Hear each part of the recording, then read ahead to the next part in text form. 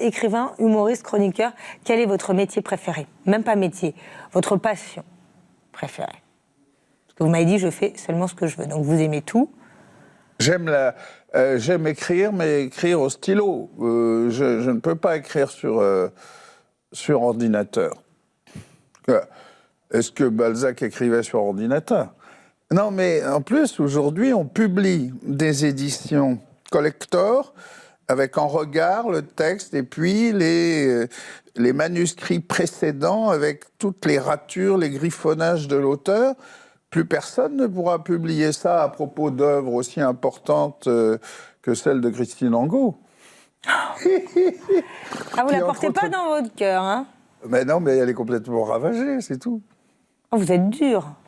Non, ça doit être dur pour elle, surtout. Puis c'est dur aussi pour les gens qui sont confrontés à elle sur les plateaux télé. Mais c'est en tant que chroniqueuse que vous la trouvez pas très bonne ou en tant qu'auteur? Qu'est-ce qui vous dérange? Non, ce qui me dérange, c'est qu'elle est imprévisible. Mais j'ai déjà vu ça à certains étages des hôpitaux psychiatriques. Mais c'est pas un sujet sur lequel j'ai envie de m'étendre à aucun sens. Non, parce que c'est pas une collègue, mais elle écrit aussi. Donc elle fait partie aussi de votre milieu professionnel. Moi, je suis pas dans le milieu professionnel. J'écris, mais l'objectif, c'est de raconter mon univers. Vous vous désolidarisez de ce qui se passe en ce moment la concernant? J'en ai à battre. Et vous iriez à l'émission On n'est pas couché de Laurent Ruquier? Je me demande quel genre de drogue il faut prendre pour y aller. Vous n'aimez pas le principe? J'ai vu pleurer la pauvre Sandrine Machin, sous prétexte qu'elle avait fait un bouquin sur le viol et que c'est la chasse gardée de la mère Angot. Au secours! Quand t'es coincé dans le casse-noisette entre l'érudit sorti de tôle Yann Moix et puis la folle sortie d'hôpital psychiatrique. Bon, Christine Angot aussi, qui elle a souffert plus jeune de violences sexuelles aussi. Oui, et bien elle revendique le monopole du dire sur le viol, et mon cul c'est du poulet. Vous êtes dur, je ne vais pas rebondir. On va aller sur du plus léger. Vous avez des messages de la part de vos proches. Alors bon. Ça va être un peu rigolo. C'est la boîte vocale. Alors la boîte vocale, vous avez des messages des copains. Au secours. Vous aimez bien? On écoute. Vous avez des messages? Mon cher président, ici c'est la patronne. Alors d'abord, tu es l'homme qui m'a emmené 2 fois au concert de Sparks. Et ça mérite ma reconnaissance éternelle. Et puis, je suis très contente de pouvoir profiter de ton immense talent et de ta drôlerie que tant de nigauds ignorent. Et je te remercie vraiment pour tous les fous rires que j'ai chaque mois quand je reçois ton moi. Et je t'embrasse. Merci, président. Bonjour, c'est Jean Roch. Ce message s'adresse à Basile, le grand Basile de Kock. Mon ami Basile, celui sans qui, je crois, je n'aurais pas pu faire autant de jolies choses à Paris et à Saint-Tropez et à Cannes et ailleurs.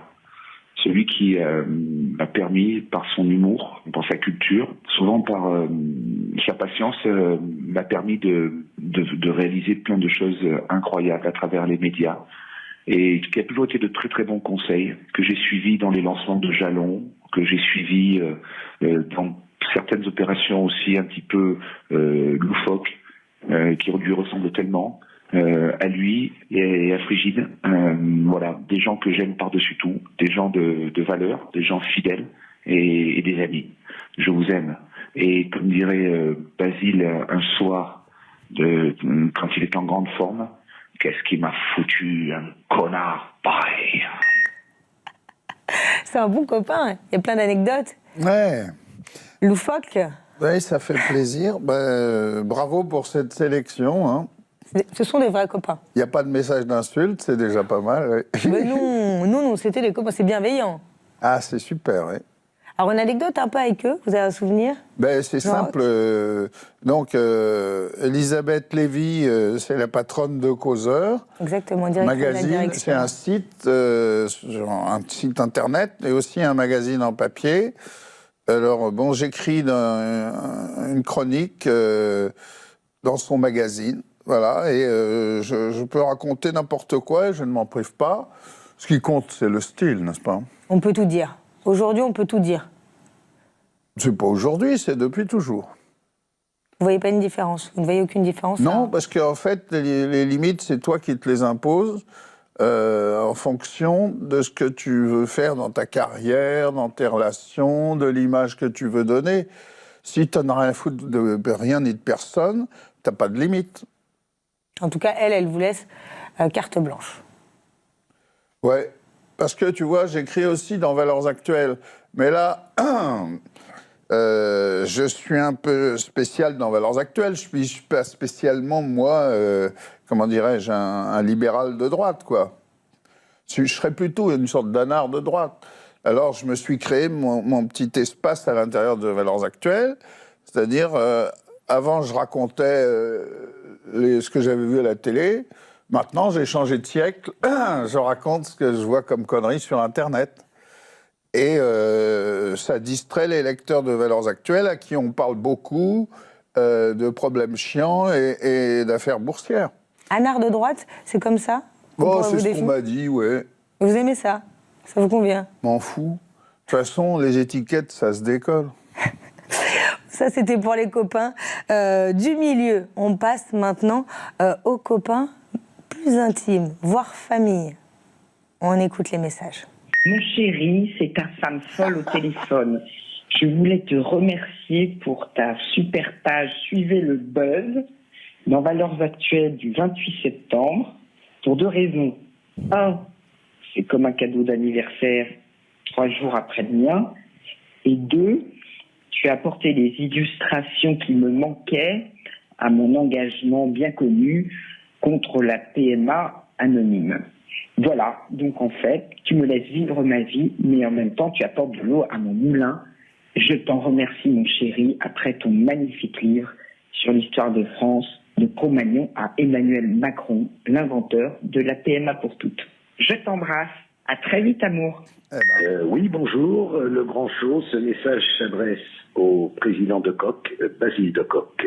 Je suis malheureusement pris dans les embouteillages parisiens dus à Hidalgo. Je suis actuellement coincé entre une voie de vélo, une voie de trottinette, une voie de skate et une voie de trottiskate. Je voulais dire au président à la fois mon affection, mon soutien bien sûr, et surtout ma joie d'apprendre qu'il publie enfin le livre dont il me parle depuis maintenant une 40aine d'années, 101 trucs contre le mal de dos. Il a eu du mal à arriver au 101, mais il y est arrivé. Et ça, c'est important. Il ne faut jamais lâcher. La victoire appartient, vous le savez, à ceux qui tiennent un quart d'heure de plus. Président, je vous embrasse. Je vous souhaite un merveilleux grand show. Et venant d'un petit chauve, vous savez ce que ça veut dire. À bientôt. Salut papa. C'est Constance. Sébastien. Vous êtes remercié pour le concert de Sparks dimanche, c'était génial. Ouais, c'était vraiment bien et on pensait que ce serait bien que tu fasses un peu découvrir le groupe aux téléspectateurs en parlant. Voilà, gros bisous.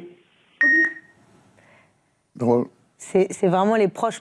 Ah ouais. C'est sympa comme C'est le tout. noyau dur? Oui, c'est vrai.